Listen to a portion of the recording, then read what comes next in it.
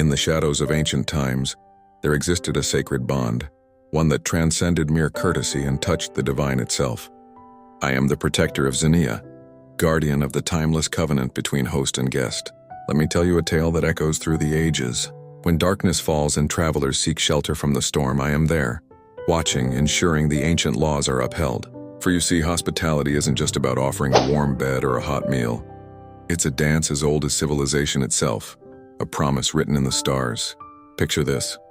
A weary wanderer approaches a stranger's door. In that moment, something magical happens. The threshold becomes sacred ground, where two souls, host and guest, enter into an unspoken pact. The host opens not just their door but their heart, offering protection, sustenance, and warmth. The guest in turn brings stories, respect, and the promise of peaceful intentions. I've witnessed kings welcome beggars as equals, and humble shepherds share their last morsel with strangers who turned out to be gods in disguise. This is the power of Xenia. It knows no rank, no status, no prejudice. But my role isn't always gentle. When the sacred bonds are broken, when hosts betray their guests, or when guests abuse their welcome, I must intervene. The consequences of violating Xenia are severe. For this isn't just a social custom, it's a divine law. I remember the tale of a wealthy merchant who turned away a family seeking shelter during a brutal winter storm. That night, as the winds howled and ice formed on his windows, his grand house became a prison of isolation. Years passed and no traveler ever crossed his threshold again. His wealth meant nothing without the warmth of human connection. Then there was the guest who plotted against his host, thinking himself clever. He didn't see me watching from the shadows, didn't feel my presence in the whispers of the wind.